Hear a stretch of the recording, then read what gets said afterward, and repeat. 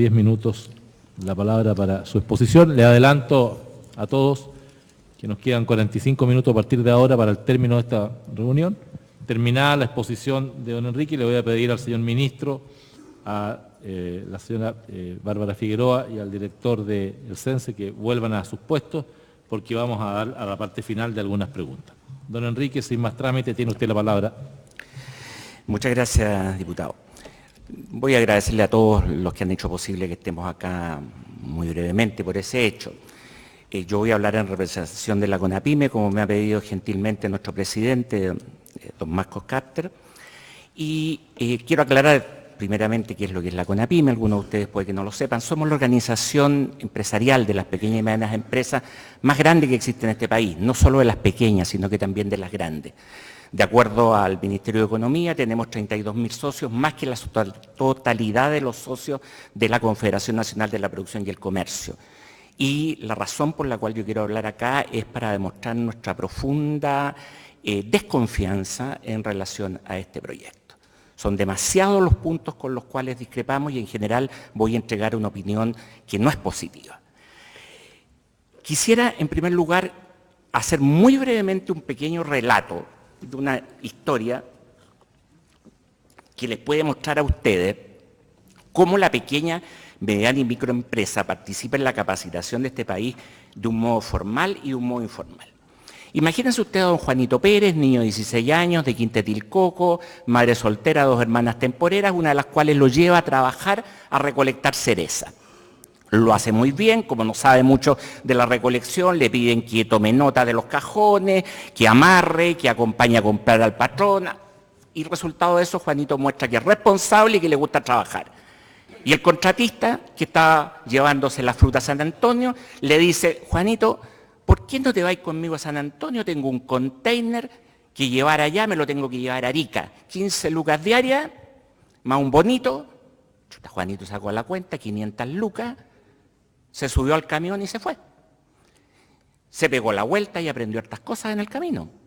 Aprendió a trabajar en equipo, aprendió liderazgo, aprendió quiénes son los jefes, quiénes son los que saben, quiénes son los que ejercen, que no coinciden. Aprendió a hacer varias pegas. Y se quedó trabajando en una industria de montaje de la construcción en Arica, no volvió. Y se quedó trabajando 3 o 4 años en Arica. Y aprendió a soldar. Y aprendió a hacer varias otras cosas en la construcción. No usó el CENSE para nada. Lo hizo. Y cuando volvió decidió que quería dejar de ser obrero y que quería ser pyme. Y se montó una empresa de cerrajería a domicilio. Y le fue bastante bien, ganó más plata que como trabajador, pero le ofrecieron volver a ser trabajador en una empresa constructora, en la cual ofreciera como empresa sus servicios de cerrajería. Y de esas empresas de cerrajería, como lo hacía bastante bien, le dijeron, oye, ¿por qué no nos vamos a hacer una pega que nos salió en La Escondida? Y se fue Juanito para La Escondida. Ya aprendió a hacer más cosas y lo contrataron en La Escondida como trabajador. Juanito llegó con los 2 millones aproximadamente y sabía hacer muchas cosas. Y después decidió que mejor iba a montar su propia empresa para que lo subcontrataran como empresa. Y él contratara a otros tipos, los cuales les pudiera enseñar también. Y cuando Juanito jubiló, cuando completó 65 años y sabía que la AFP le iba a dar una miseria, se fue a hacer pyme para poder terminar su vida decentemente vendiendo todo lo que había aprendido. Y en esa formación de capital humano no participó el Estado. Y el Estado participó en otro sistema al lado que al parecer, según lo que nos dice todo el mundo, no funciona. Entonces la pregunta es, ¿por qué no funciona?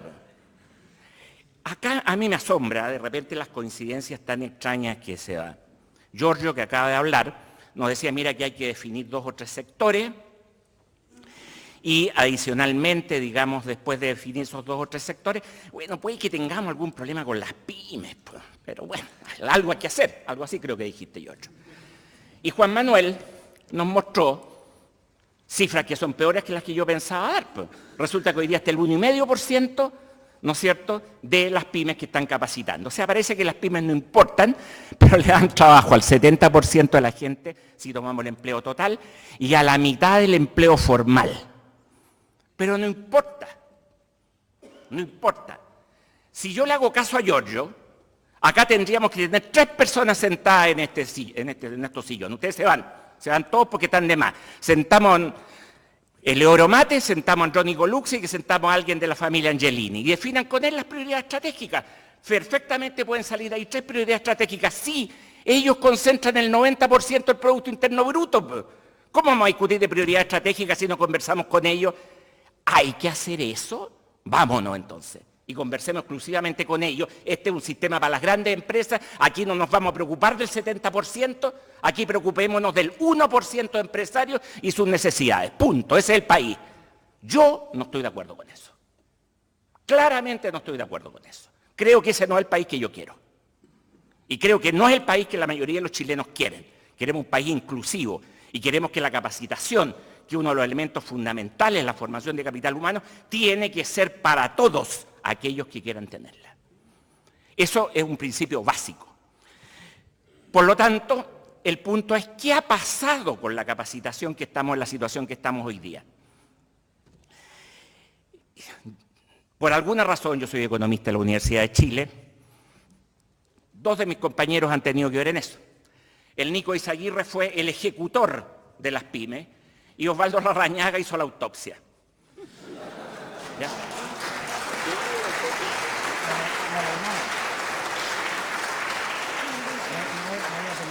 Entonces yo digo, ¿y por qué razón?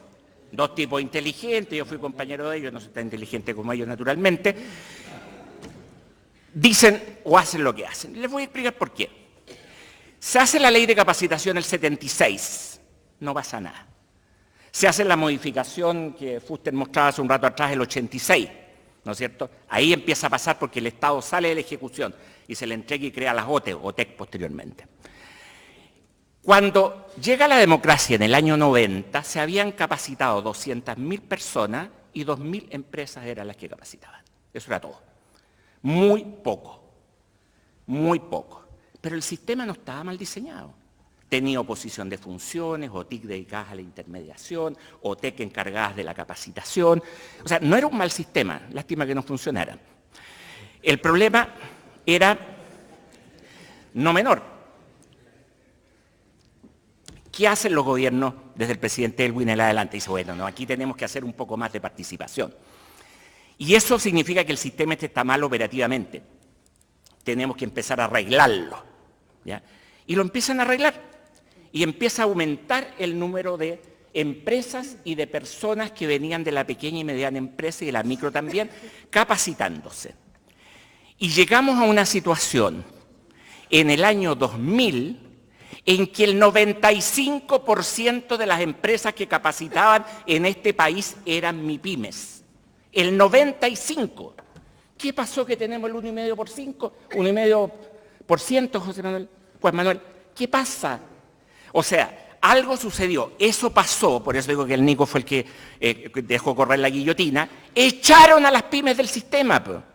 Las echaron. ¿Cómo las echaron? Para poder hacer que las empresas pequeñas llegaran a ese nivel de participación, se aumentó el piso.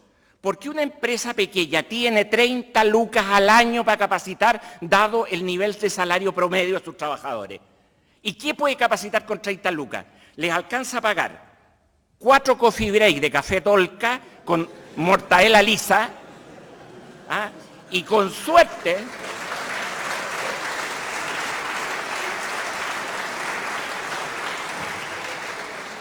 ir a comerse un completo al carrito en la esquina para no quedar con hambre. Pues. No da para más. Entonces, la clave, y eso lo entendieron los gobiernos de la época, tenemos que aumentar el piso. 13 UTM es lo mínimo que una pyme tiene que tener derecho. Le dieron eso y las pymes ocuparon el 95% del sistema. El 95%. ¿Para qué hacer tanto diagnóstico? Es claro, la única manera de dedicarse a hacer más diagnóstico de qué es lo que le falta a la pyme es no querer que se metan para adentro. Pero esa es la realidad. Y cuando a las pymes les ponen, bueno, hablaban de crisis moral. Sí, es cierto. Pero yo hasta donde recuerdo, la crisis del sistema comenzó por una OTEC instalada al lado de una oficina distrital de un parlamentario. Siempre hay un culpable.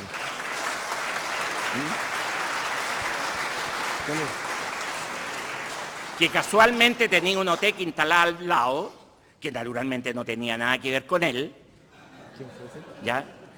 Que por casualidad algunos de ellos trabajaron en la campaña porque como coincidían ideológicamente tenían que ayudar al amigo, y que casualmente hacían cursos que no se hacían.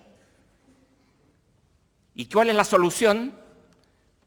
Echemos a las pymes, aquí hay una conspiración de estos 100.000 tipos que se nos metieron al sistema. Y lo echaron a los 95.000 de esos 100.000. Que hubo chamullo, pero por supuesto, pero hoy día con huellero electrónico, aquello que ocasionó el problema no hubiera sucedido jamás. No hubiera sucedido jamás. Porque la estafa, entre comillas, que se encontró eran cursos que se cobraban y no se hacían. ¿Para ocuparlos para una campaña de algún parlamentario? Puede ser. Al parecer en un caso así era, como la prensa dijo en esa época, o para llevárselo a los bolsillos, las OT que falsificaban los cursos, también puede ser. Pero lo concreto es que de los 100.000 tipos que echaron fuera, habría sido la conspiración más grande de la historia de este país, una conspiración de 100.000 OTEC para estafar al fisco. Eso nunca se dio. Son los errores que tiene un sistema, que por eso yo no le voy a creer a esta ley, si no tiene un presupuesto anexo del CENSE para fiscalización. En esa época habían 3 fiscalizadores del CENSE para todo el país. La ocasión hace el ladrón. Pero si nuevamente no se hace una cosa de ese tipo, este sistema no funciona. Tiene que haber huellero, tiene que haber un CENSE poderoso con capacidades de fiscalizar. Eso es una cosa elemental. Entonces, en medio de ese escenario, en que se disminuye el piso, en que el CENSE no fiscaliza, y como no fiscaliza tiene desconfianza, o cuando fiscaliza lo hace mal, o cuando fija normas no las hace bien, o no las controla bien. Estamos metidos en una situación muy compleja en la cual obviamente que hay captura, porque cuando se fue la pyme, la plata no se fue por el alcantarillado, la plata se la llevaron 3 entidades que concentraron la totalidad del sistema y que tienen una práctica de integración vertical que cuando en 1976 José Piñera inventó este sistema no se le hubiera pasado por la mente. En la cual, al igual que un ISAPRE, que contrata a las clínicas que le pertenecen, estas entidades contratan a las OTEC que le pertenecen, haciendo una competencia desleal con el resto de ustedes OTEC brutal.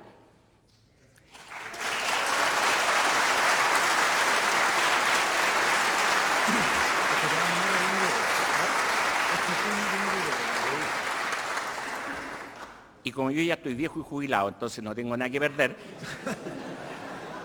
se las voy a decir con todas sus letras. ¿Por qué la OTEC más grande de este país le pertenece a la SOFOFA? Y la única persona, la única empresa que contrata a ese OTEC es la SOFOFA.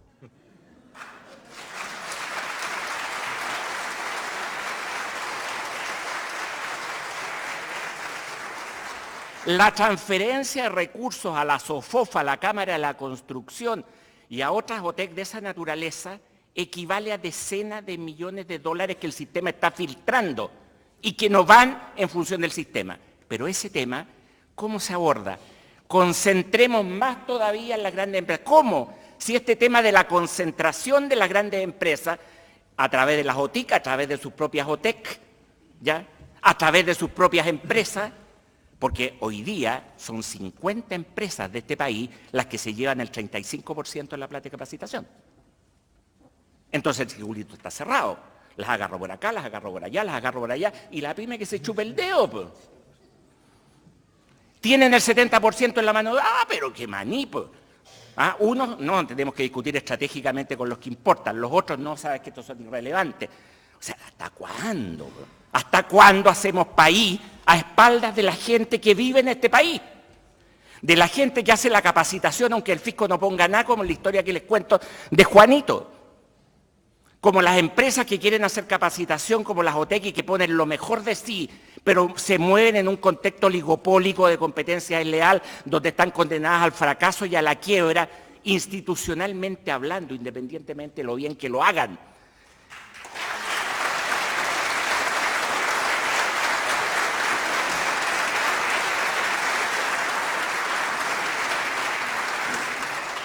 Todos esos temas no están abordados en la ley. Nos conocemos con Juan Manuel, tengo la mejor de las impresiones de tus intenciones, pero tengo que decirte que no va por el camino correcto lo que ustedes están haciendo, no porque las intenciones sean malas, sino que porque los mecanismos que están utilizando, proponiendo, y los diagnósticos que están haciendo no coinciden con lo que se necesita realmente para enfrentar los problemas reales. ¿Cómo las pymes vamos a querer fondos especiales? Primero, cuando estamos hablando de 400 millones de dólares, ¿este fondo para la pyme va a ser de 200? ¿200, Juan Manuel? ¿O cuánto? Te apuesto que están pensando como de costumbre en 2 o 3 millones de dólares. Eso significa concentración por decreto. Y va a pasar, ministro, que va a pasar usted a la historia como el ministro que concentró la capacitación en Chile. Cosa que nosotros no esperábamos. Ministro Monque, la CONAPYME le agradeció a usted profundamente y no se nos ha olvidado, y tenemos un tremendo aprecio, porque cuando usted tomó su cargo, a las 8:30 del día que tomó su cargo, usted nos recibió y discutió con nosotros. Y no ha sido la única ocasión, pero no discutieron cuando teníamos que ver este tema de esta norma. Nosotros la conocimos hace 4 días. Entonces, hubiéramos agradecido más tener la posibilidad de participar en ese tipo de discusiones, porque seguramente estos puntos que estamos tocando habríamos tenido alguna respuesta, una respuesta que necesitamos. Hay la necesidad que los contenidos de la capacitación sean definidos de manera bipartita junto con los trabajadores. Es lo único que va a asegurar viabilidad a este sistema. De hecho, como Bárbara decía, lo que, ¿cómo es que se llama? Lo que está mostrando la situación de Chile Valora es que cuando eso se hace, estas cosas funcionan. En los problemas de empleabilidad quedan de alguna manera resueltos porque los trabajadores y los empresarios definen qué es lo que quieren, en qué quieren capacitar, cuáles son los perfiles de capacitación. Eso se ha hecho bien. ¿Por qué le bajamos el perfil a eso? ¿Por qué no se capacita en aquellas cosas que se han definido de esa manera? Y otro punto que es importante, y acuérdense por favor de la historia que les contaba Juanito, las fronteras entre los empresarios y los trabajadores en el mundo de la pyme son muy porosas. Y hay 1 millón de empresarios MIPYME que han tenido históricamente derecho a capacitarse porque son obreros, o sea, son trabajadores, se pagan un sueldo y tienen derecho al 1% como cualquier cosa. Hay un mundo de cosas por hacer en capacitación empresarial para los MIPYME, pero no nos hagan estos fondos. Discutimos, tú te recordarás, Bárbara, que estuvimos muy en desacuerdo en los temas, digamos, de la ley de reforma laboral sobre el tema del rol que jugaban las pymes, que ustedes nos miran tan negativamente y nosotros les decimos, oye, si pagamos sueldo a nivel de grande empresa y estamos en el suelo. Pero hubo una cosa en la que llegamos a acuerdo, que el Fondo de Diálogo Social tenía que ser diálogo entre los trabajadores y los empresarios, ¿ya? Y se tomó una parte del Fondo de Diálogo Social. Pues parece que no se enteró la gente, y en eso hay que reconocerlo, en el gobierno anterior funcionó bien, y en este nunca más alguien nos llamó a la pyme para ver, y los contenidos que hay en este año, de una licitación que se resuelve el lunes, que no tiene que ver con CENSE, son horribles. El grueso de capacitación en que es la utilización de la plataforma de Chile Compra, como si Chile Compra no tuviera capacitación gratis masiva para todos los que quieran. Y para eso se utilizan los míseros 200 millones de pesos, los únicos que son específicamente para la pyme. ¿Podemos creer nosotros, Juan Manuel, que otro fondo va a hacer algo distinto cuando las mismas personas se van a hacer cargo del fondo, cuando la misma óptica, cuando además quedamos a merced de las necesidades presupuestarias del Ministerio de Hacienda de todos los años, que nunca son a favor de las pymes? Nunca. Esa es la situación que enfrentamos. Bien.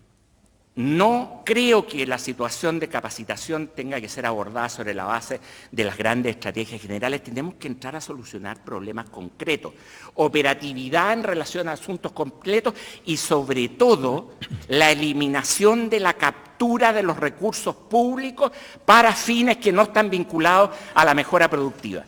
Porque con esto termino. Los datos sobre productividad siempre se utilizan tan mal. Aumentó la productividad el último año, ha disminuido la productividad, está estancada en relación a los últimos 4 años. En relación a los últimos 6 años ha aumentado la productividad. La productividad de este país, según los datos del Ministerio de Hacienda, es el 20% superior a la de 1960. 60. la época más oscura de economía estatal antes de la reforma en que el mercado le introdujo una gran eficiencia, competitivización y globalización a la economía. 20 años, 20% superior a eso. Nosotros estamos viviendo como país comiéndonos el capital.